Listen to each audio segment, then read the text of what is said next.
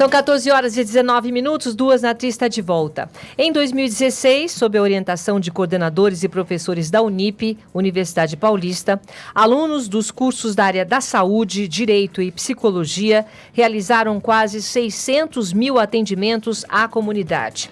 No programa de hoje vamos falar das clínicas de psicologia e direito. Começando com o direito, né? No curso de direito, a atividade de assistência jurídica é um braço do curso. São os núcleos de prática jurídica, serviços gratuitos que existem desde o início dos anos 90, Malu. E quem já está aqui para explicar essa logística das clínicas de direito da Universidade Paulista é o professor Sérgio Carvalho de Aguiar Valim Filho, coordenador geral do curso de direito da Unip. Queremos agradecer a sua presença aqui, professor.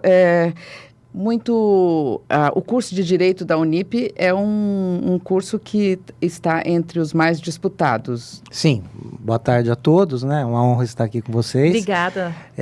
Sim, o curso de Direito vem cada vez mais crescendo, tanto no aspecto de quantidade de alunos, como no aspecto de qualidade, né?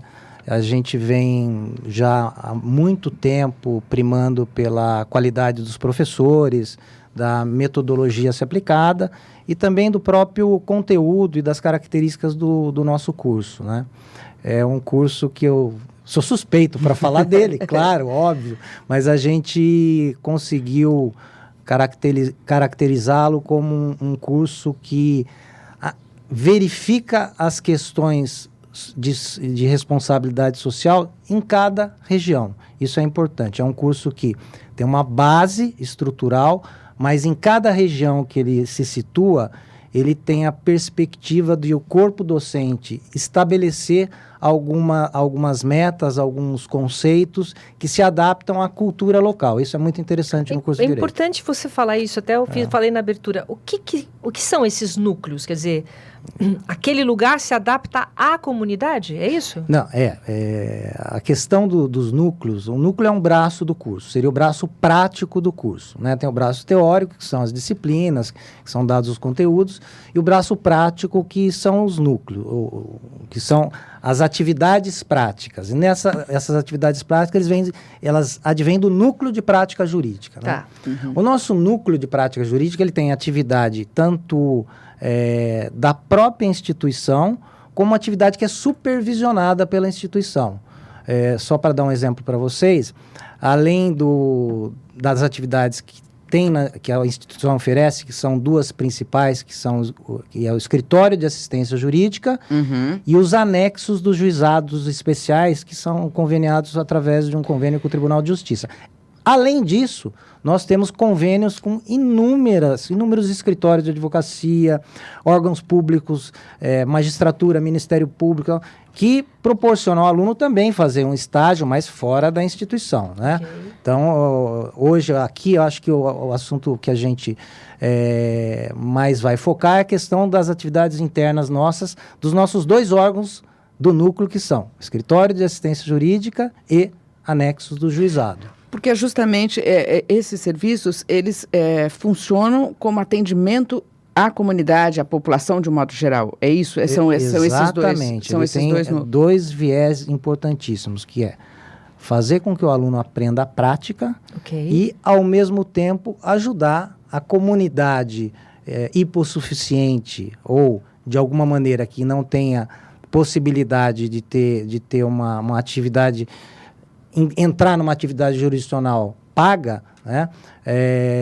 Dando a ele, então, essa possibilidade de ele utilizar advogados que são contratados pela instituição ou orientadores que vão orientar eles, através do juizado, a entrarem com a ação. E quem que não precisa de advogado hoje? Todo mundo, né? Não, qualquer esquina acha alguém, eu quero, não? Eu não vou dar graças a Deus, né? Porque eu sou suspeito também, porque eu sou advogado, claro, né? Claro. Mas a atividade jurisdicional nas áreas que a gente atua, obrigatoriamente precisa de advogado. Agora, professor, vamos pegar um exemplo prático de como isso funciona. Por exemplo, a pessoa tem um problema dentro de casa e tal. Ele se dirige a uma dessas unidades, esses campi, e procura o serviço jurídico. Como é que funciona? É mais ou menos assim. Cada uma dessas duas atividades tem característica própria, né? Então, por exemplo, os escritórios de assistência jurídica, eles estão para orientar, dar orientação jurídica para a população hipossuficiente, que é o nome adequado e não mais carente, que a gente fala hipossuficiente, que seriam aquelas pessoas que o ente familiar não ganha mais que 3 salários mínimos, não é só a pessoa que vai procurar. Isso é importante falar. Familiar. Não ganha mais que 3, de remuneração mais que 3 salários mínimos. Então, essas pessoas que não teriam condições de contratar um advogado, então eles podem procurar os nossos 26 escritórios, nós temos escritórios de assistência jurídica em todas as unidades que têm curso de direito, que são todas, né? Brasil, o senhor está falando? Brasil inteiro. Brasil inteiro. Tá. São 23 no estado de São Paulo, né? 13 no interior, 9 na capital, Nossa. 10 na capital. Todas têm direito, né? Todos. E aí Brasília, Manaus e Goiás, exatamente. Então eles procuram o escritório para tirar uma dúvida, algum esclarecimento, e dependendo daquilo que ele está esclarecendo, se verificar que ele tem algum direito, então o escritório vai fazendo essa análise de hipossuficiência, vai dar assistência jurídica para eles. Quer dizer, feito antes, saber se realmente a pessoa tem necessidade de ser atendida, né? Exatamente. É feito um processo, como se fosse, no caso de um médico, seria uma anamnese antes para ver uma investigação, uma pesquisa para saber o que acontece. Porque muitas vezes, não é nem caso jurídico, é caso psicológico, às vezes, né? Uma discussão, por exemplo, familiar, que a pessoa acha que, diante da discussão familiar, do dia a dia, poderia surgir algum direito. Não sei, a simples discussão não, mas se partisse por uma agressão, se partisse por um abandono, se partisse por uma ofensa moral, aí passa a ter direito, né? Uma discussão normal, não. Então tem muitos casos que, você vê, hoje nós atendemos em 2006 aproximadamente 10 mil... 2016, desculpa. 16, claro. Tá. 10 mil situações nos escritórios e quase 20 mil nos anexos do juizado. Dessas 10 mil do escritório, atendidas no escritório, acho que no máximo 50% gerou ou deu como consequência a propositura de uma ação. O resto não, o resto foi conversar, orientar, às vezes mediar um conflito que não se levou à justiça. Isso é muito importante. A mediação e a conciliação hoje são os mecanismos da nova onda da justiça, né? Tentar se evitar levar à justiça. Sim. Né? E isso os nossos escritórios fazem bastante. E com isso também, esse trabalho da Unip também, você consegue desafogar a justiça também, né? Claro. Isso Você vê, nós, pelo menos, a nossa perspectiva é que desses 5 mil que não entraram, metade dos 5 mil eram situações que poderiam ter entrado e foi resolvido. Vocês conseguiram resolver. E normalmente, quer dizer, o que mais é procurado? Quais são os principais questionamentos da população e dúvidas? No escritório, nós só atendemos questões ligadas ao direito de família e algumas questões da área de direito civil, por exemplo, um acidente, um atropelamento, acidente de veículo e tal. Por que nós não atendemos as outras áreas? Porque os escritórios de assistência jurídica da Unip, eles são conveniados com a OAB. E por que tem que ser conveniado? Não precisa ter um convênio com a OAB. Porém, se você tiver um convênio com a OAB, você proporciona ao aluno a ter a carteira de estagiário da OAB. Então, aí o aluno pode efetivamente atuar quase como se fosse um advogado, né? É lógico, o exercício da advocacia gera restrições ao estagiário, né? Então o estagiário tem muita coisa, não pode fazer. Mas ele circula no meio jurídico de uma maneira muito mais tranquila, com uma carteira de estagiário oficializada, né? Isso facilita também, quem sabe, para ele passar melhor no exame da OAB? Sim, com certeza, porque dentro desse convênio se estabelece também algumas características que o escritório tem que passar para o aluno e que lá no futuro, quando ele tiver formado e for prestar algum exame, ele já vai ter essa visão, que é a visão Prática, que a OAB, né? prática que a OAB cobra depois. A partir de que ano que ele já começa a fazer esses estágios, já começa a atender nessas clínicas? Então, nos escritórios, a partir do 7º semestre, ele tem a possibilidade de ter a carteira da OAB.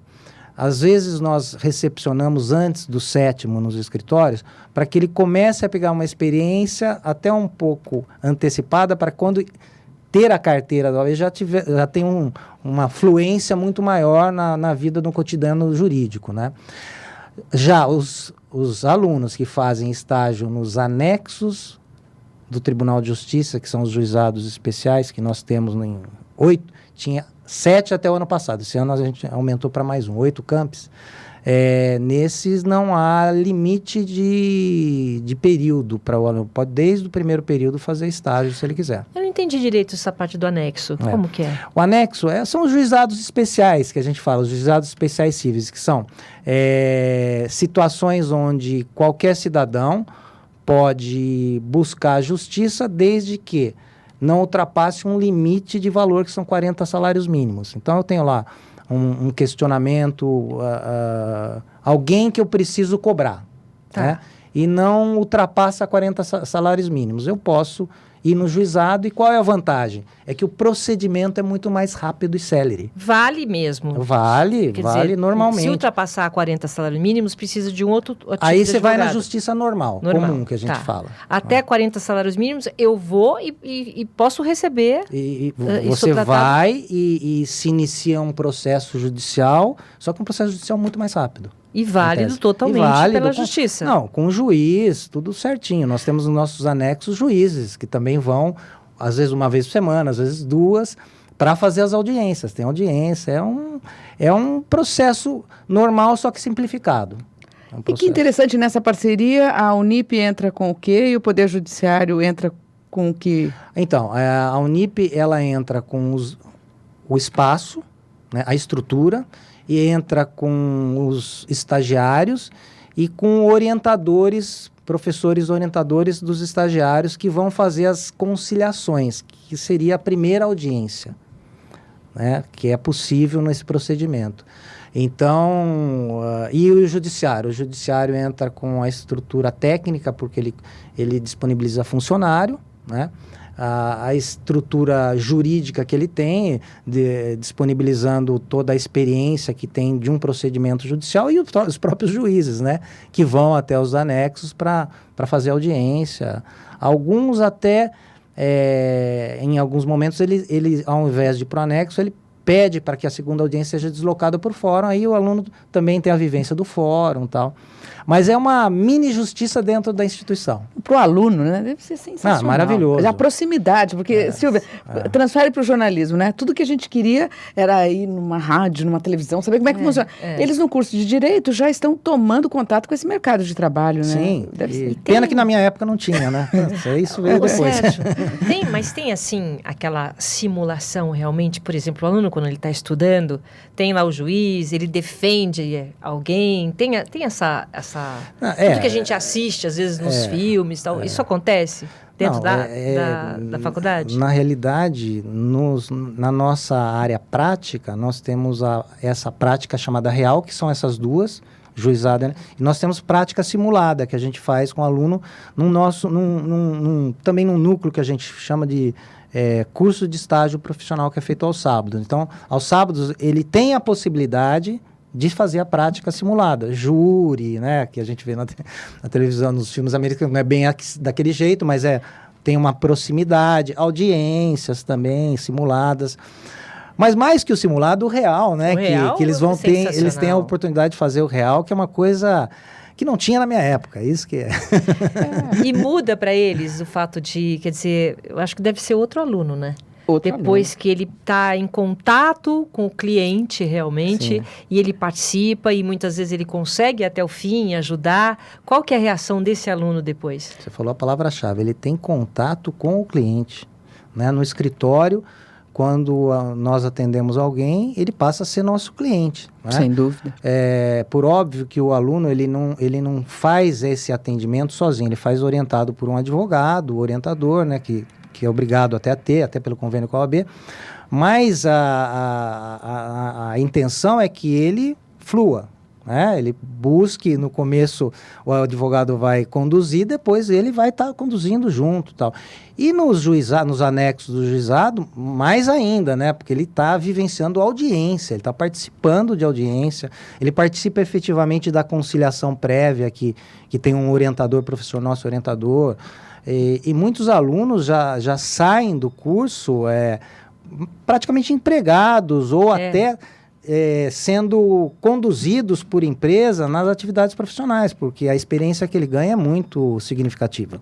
E outro ponto também que eu queria ressaltar do ponto do ponto de vista da universidade, porque assim, a questão da responsabilidade social também é muito importante também para a universidade, né, professor? Ela tem essa função também, né? Ela ensina, né? Ela estende o ensino e também tem esse trabalho de responsabilidade social, é isso? Sim, é um trabalho fantástico. Você imagina, se só a nossa instituição, no último ano, teve a possibilidade de ajudar 30 mil famílias. 30 mil famílias. Não é pouca coisa, né?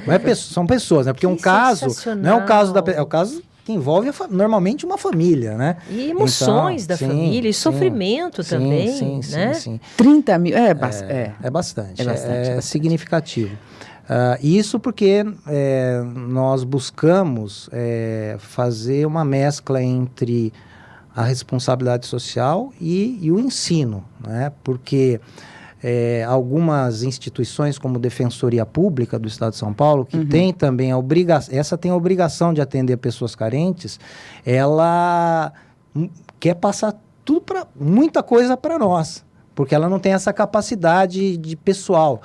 E nós temos, até pelos nossos convênios que a gente tem de atendimento, nós temos que prezar também por ensino do aluno, o aprendizado, porque também se a gente for pegar tudo e mais alguma coisa, aí acaba desviando a própria responsabilidade social, que acaba escapando, né, você não fazendo um bom trabalho, e o aprendizado do aluno, né, que é importante. E também. até a questão, ela já levou aquele problema, aquilo não resolvido ou aquilo relegado, isso deve ser um problema daí muito difícil depois de resolver, né? Normalmente gera outros problemas, né? Um problema que não é resolvido vai gerando mais problemas, né? Então, assim, à medida que vocês conseguem reunir esse número de pessoas e conseguem concluir os atendimentos, isso também é um elemento de realidade importante na atuação desses serviços, né, professor? Eu acho que é uma atuação que faz com que o aluno também tenha uma sensibilidade do que acontece no país.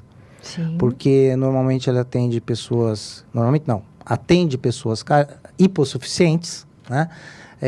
Que trazem histórias que não são histórias de valor, de dinheiro, e mais histórias ligadas à questão moral, à questão de relação, de casamento, filho. Isso dá uma maturidade para o aluno, assim, excepcional. É algo que nós temos, assim, um feedback do judiciário, do Ministério Público, da própria defesa. Excelente. Porque é uma coisa real, né, Sérgio? Eles não estão ali só fazendo aquela simulação para aprender. Sim. Eles estão realmente decidindo e resolvendo a vida dessas pessoas. Exatamente. Então, o feedback do Ministério é bom. Nossa, quer dizer, os nossos alunos... De toda a estrutura do judiciário, né? E tanto é assim que eles encaminham muita coisa para nós, que eles poderiam ter encaminhado para outros órgãos ou para outras vem para nós, em todas as Quer dizer, o próprio judiciário demanda vocês? O judiciário e os órgãos ligados ao judiciário, né? A defensoria, o próprio Ministério Público, em algumas situações que não é da atuação dele e tal, nós temos uma atuação significativa e um relacionamento institucional muito bom com todos esses órgãos, que é importante também. Claro. Quando que vocês sentem, quer dizer... A gente perde, às vezes, desculpa interromper, muitos dos nossos alunos estagiários, nós para eles, porque eles veem que o aluno é bom e acaba puxando. Pode sair? Pode. Porque aí o estágio já é na empresa, é isso? Ou da instituição, ou da empresa. Ou seja, ele está com a gente fazendo um estágio. Aí alguém observa, algum órgão... Sei lá, Defensoria Pública. E aí... Tem aquele sempre que puxa para ele, né? Porque nós temos muitos alunos bons e que efetivamente têm assim uma uma atuação diferenciada dentro das nossas... O que precisa, na sua opinião, para ser um bom advogado? Que você nota, assim, esse vai ser um bom advogado. Tem estrela, assim, você olha na... Qual que é o perfil? A área da advocacia, ela proporciona você ir para inúmeras áreas dentro da advocacia, né? Então, dependendo da área, você tem que ter um perfil, né? Mas a verdade é você ter trabalhado antes, feito estágio, e sentido que é aquilo que é o seu DNA, né? Que a gente fala, né? Então, quando você vê, por exemplo, um aluno que está trabalhando no anexo do juizado, e é um aluno mais, como que eu diria para você, mais tímido, mais... Tem lugar para tímido? Para advogado é difícil, é muito difícil. É muito difícil. O advogado, não que o advogado tenha que ser uma pessoa, um marqueteiro, não é isso, né? Mas ele tem que ter uma flexibilidade, ele tem que ter uma característica de adaptação para situações. Jogo né? de cintura. Jogo de cintura. Né? Porque se você pegar um juiz, né, e um promotor, é uma linha meio que reta naquilo que ele vai fazer. Claro. Reta no sentido de um caminho único, né? A advocacia não, proporciona você estar atuando hoje num determinado... Mesmo numa mesma área, hoje numa determinada situação, e nessa mesma área aparece uma situação completamente diferenciada daquela, mas da mesma área, e que você tem que ter, como você falou, um jogo de cintura para poder se adaptar e resolver também aquela questão, né? E todos esses serviços que vocês oferecem, que a Unip oferece, é tudo gratuito? Tudo gratuito. Sem nenhum... Não tem taxa nenhuma, já chega, a pessoa precisa do quê? Para quem estiver ouvindo, gente, tá com um problema, pode ser qualquer problema? Ou só na área de família? O que você aconselha? Então é assim, no anexo do juizado, num dos braços, que é o anexo do juizado, que é aquele convênio com o judiciário, que a gente tem hoje em 8 campos, nesse, qualquer pessoa física e microempresário pode buscar pleitear algo até 40 salários mínimos. Ok? Sendo que, se a situação for menor que 20 salários mínimos, aquele pleito dele, nem precisaria, em tese, de ser acompanhado na hora por advogado. Né? Certo. Mas nós estimulamos a que seja feito isso, até porque fica mais fácil, flui mais fácil alguém que vem com um advogado do que alguém que não vem, não sabe às vezes nem explicar exatamente a situação. Então, respondendo para você, qualquer situação que não ultrapasse isso. Certo. Na nossa atividade no escritório, em que nós recebemos clientes, em tese, e que nós vamos tentar depois entrar com alguma demanda, alguma ação para resolver o problema dele, ou só com orientação resolver, nesse caso, a gente só, como eu disse para vocês, atende questões ligadas a direito de família e algumas questões indenizatórias menores, né, que busca alguma Mas aí ele precisa ter o quê? Comprovante de renda, mostrar que... E no escritório ele precisa trazer documentos que comprovem a situação de hipossuficiência dele, ou seja, que ele e o ente familiar dele ganham menos que 3 salários mínimos, até 3 salários mínimos. Isso a gente é rigoroso nisso, pede olerite, pai, quer saber quem é o pai, quem é a mãe, se está trabalhando, se é aposentado, quanto ganha, enfim. É algo que a gente procura ser isso, por quê? Pessoas tentam se aproveitar da situação, porque é uma atividade gratuita, né? Eles não estão gastando. Advogado, realmente, os honorários são caros, exatamente, né? Não são baratos. E aí ele vai com a documentação, com esse comprovante de renda, ele procura um desses campi... Escritórios, da Unip. Ele pode ir numa unidade, qualquer camp, e pode perguntar como é que funciona ou onde tem, né? Para a gente falar com a população de um modo geral. Isso. Então, ela tem um problema, ela não tem como pagar um advogado, Estado, Isso. aí ela pode se dirigir, não tem a renda total, é da família ou do ente familiar, de toda a família. De toda a família. Quando fala ente familiar, é a família inteira? É, a família inteira. Então, isso. a renda familiar, não importa que 2, 3 trabalhem, seja, tem que ser menos... De 3, até 3 salários três. mínimos. Até 3 salários mínimos. Renda familiar. A renda familiar. Isso. E porque eu pensei que era só o que é chefe de família, não. E isso não é só para nós do escritório, a Defensoria Pública também trabalha assim, né? Olha, interessante Para isso. que ela... esclarecer uma diferença, o NIP é assim, não. Não, a Defensoria... Defensoria... E a própria OAB, né, quando nos convênios que nós assinamos, ela estabelece também, olha, só até 3 salários, porque é isso que é considerado hipossuficiente. Né? E a pessoa que não tem nada? Aí, então, mas ela tem que estar empregada? Porque Não, você falou de não, olerite. Não, ela pode trazer alguma certidão de que ela está com a bolsa de desemprego, lá o salário de desemprego, Entendi. enfim, ela pode...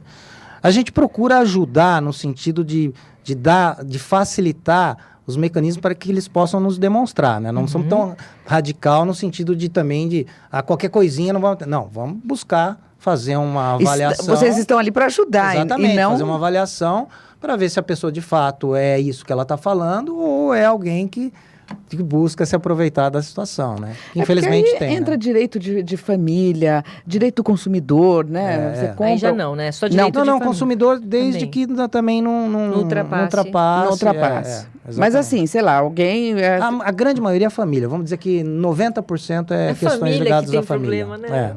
Questões ligadas à família. Infelizmente... Família que está precisando de ajuda aí, é isso? Divórcio, questão de pensão alimentícia. A grande maioria, infelizmente, é isso, né? A gente não gostaria que fosse, mas o grande também... o grande lance nosso é tentar conciliar. E muitas vezes, como eu disse para vocês, a gente consegue. Quer dizer, faz como mediador, né? Fica ali, exatamente. até como psicólogo, né? Já a gente vai falar de psicologia, mas até como psicólogo. Porque exatamente. vocês têm a experiência necessária e vê... E não deve ser fácil, hein? É um trabalho que é árduo, mas quando consegue é uma maravilha. Imagina para um aluno fazer isso, ajudar. É uma coisa maravilhosa, uma coisa diferenciada. E também, né, o senhor vê o contexto, né, familiar. Quer dizer, ele já vem, se ele tem uma renda já assim, já é difícil, né? E aí o problema vai para dentro de casa, né, na relação da família, dos parentes e tudo mais, os mais próximos ali. E depois... Às vezes, essa confusão, chega alguém e consegue mediar, fala, calma, vamos colocar né, tudo no seu devido lugar, e aí não precisa exatamente destruir uma família, né, porque aí a coisa fica muito mais difícil, né, professor? Às vezes até volta, né, a gente consegue considerar, mas volta de novo a ter problema. Volta a ter problema. Aí você quer voltar. Depois não quer mais, aí olha, não era bem assim, doutor. Mas a gente tem um percentual muito bom de conciliação e de mediação, né, nesses casos também de família. É interessante. E a gente fomenta isso na própria graduação, né? A gente tem uma disciplina que só fala sobre mediação, outra que só fala sobre arbitragem, outra que só fala sobre negociação e conciliação, né? A gente está falando de um todo aqui, né? De um todo. Graduação... curso de Direito. Também, os cursos de Direito, na graduação. Na graduação faz esse trabalho todo que a gente está falando aqui. Isso. A faculdade, a universidade. Isso. E quando que começa, qual que é o horário de atendimento? Só para a gente dar. Das 12 às 18 nos escritórios. Porque, assim, normalmente, cada um tem uma organização que a gente dá uma liberdade no sentido de se organizar internamente. Mas das 12 às 18 eles vão fazer pelo menos o primeiro atendimento, nem que seja para marcar um dia específico para tratar do caso. Tá. Então, procurar das 12 às 18. De segunda a sexta. De segunda a sexta, exatamente. E começa quando? Já pode ir agora? Não tem parado. Não para. Não. Aí eu tinha Só uma tem data um de plantãozinho, assim, que é nas épocas em que o judiciário também não funciona, né? Que é final de dezembro até meados de janeiro. E julho funciona... Nós funcionamos normalmente. É que o judiciário marca menos audiência, então, mas o atendimento é normal. Então, só nesse período de 20 de dezembro a 20 de janeiro que efetivamente a gente Então suspende tinha as data do atividades. Dia 21 de agosto, não, já tá valendo. As pessoas já podem... pode, entendi. já pode. Professor, e tem que ter um pouco de paciência também, né? Às vezes tem uma lista de espera, como é que funciona isso? Ou não tem? Diante daquilo que eu falei no começo, que a gente está procurando primar pela uma qualidade também de atendimento, então nós já estabelecemos alguns parâmetros que faz com que a gente, como a gente está localizado num determinado bairro, então que se estabeleça um limite ali de atendimento que não vai gerar fila, não vai gerar nada. Tá. Por isso que eu falo, às vezes a pessoa vai para marcar uma data. Não necessariamente atendido, Ok. depende do procedimento interno do escritório. Tem escritório que já atende, tem que marca a data, quando tem um pouquinho mais de pessoas que vão procurar, né? Tudo bem. Mas não fica em espera, efetivamente. No máximo, ter que ir mais uma vez. Não é aquela coisa também, eu fui lá agora, vou amanhã e daqui em novembro você vai me atender. Não existe isso. Quer dizer, Não, tem uma agilidade. Isso é importante para quem está. Super agilidade. Isso aí é algo que a gente prima, por quê? Porque é algo que a gente busca ensinar no dia a dia da graduação, né? Dos nossos conteúdos, que a justiça tem que ser célere, porque senão justiça que tarda falha muito e acaba sendo injustiça, né? E tirar esse conceito também, né? Que a justiça demora, né? Crescemos com isso, né? E acho que as novas gerações têm que chegar já com essa questão muito mais célere, né, professor? E hoje com o processo judicial eletrônico, né? Tá mais Que hoje rápido. quase não tem processo mais físico, então isso está fazendo com que aconteça mais rápido. Os procedimentos são um pouco mais rápidos. Eu acho que cada vez mais melhorar isso. Que Se bom. Deus quiser. Que bom. E reforçando, então, né? As pessoas que tiverem algum problema, né? Se houver precisar desse serviço. Já está funcionando o Ah, serviço, não para, só para nas férias, no Natal e Réveillon, né? E um pouquinho exatamente. de janeiro. Procurar os campi Isso. e... E procurar Uma Unip. dentro dos campos o escritório que fica... é certo que temos aí umas 2 ou 3 situações que o escritório não fica localizado no campus, tá? Por quê? Por uma questão estratégica de ficar próximo do fórum, alguma coisa que... Assim, mas em São Paulo todos ficam na Mas cidade assim, de para São Paulo. facilitar a vida das pessoas, se você tem um problema, procura uma unidade da Isso, Unip, e lá vai lá eles e vão. conversa. Isso, lá. Se não for lá, que são raras, as exceções são no interior, as exceções, ele vai passar o endereço e E ter vai esse- na mesma hora, porque também não é muito longe. e ter esse atendimento gratuito, essa função da universidade, que é de responsabilidade social. Maravilhosa para a população e para o aluno também.